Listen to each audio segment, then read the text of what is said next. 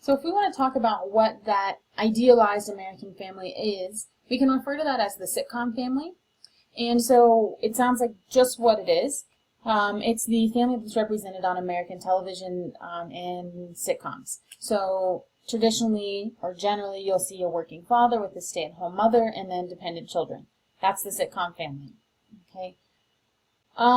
It was kind of a very short-lived, on-the-ground phenomenon, right?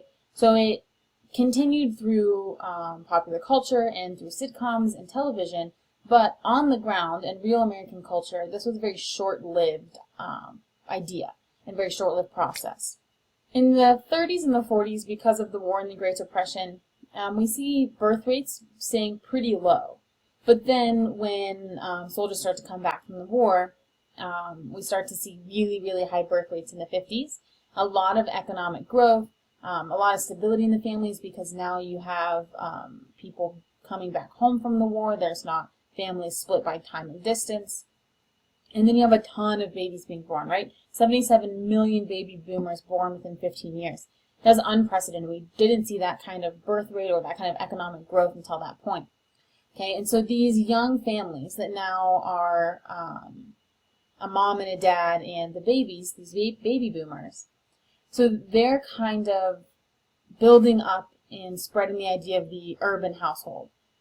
And by the 50s, you start to see these suburban families becoming really common. So 60% of Americans were suburban.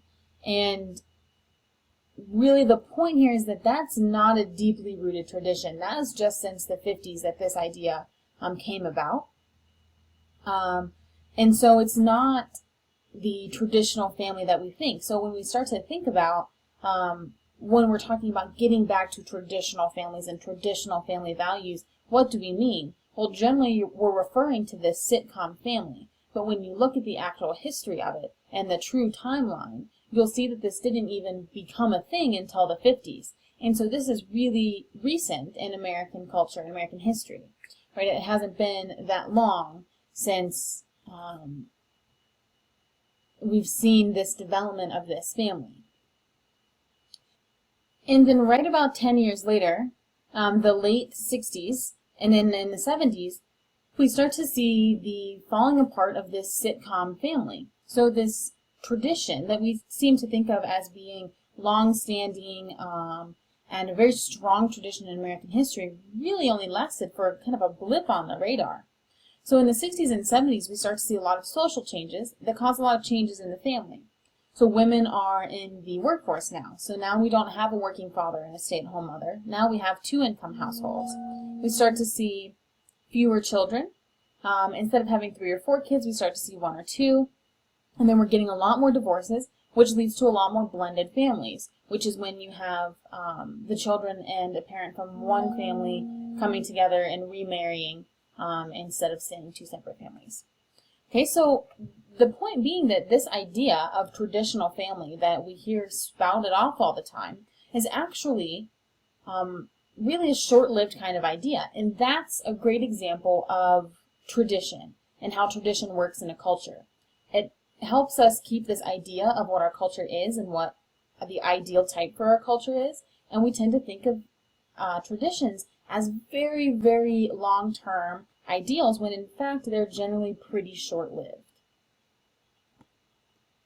Even so, we still think of the nuclear family as an ideal form, even if it's a little different than it was in the traditional sense, in that sitcom family. We still like to think about the nuclear family being a married couple and their children. But we can see this changing, and we'll talk about this a little later, but we can see this changing through things like same-sex couples and the legalization of gay marriage. So that would be 2 men and their children or 2 women and their children. This says married couple, but we are starting to see less and less people actually getting married, especially in most recent generations coming up into their 20s and 30s now. I'm seeing a lot less emphasis on marriage. So while we still have this emphasis on the nuclear family, or a married couple or a couple and their children, that ideal is still changing and still evolving all of the time.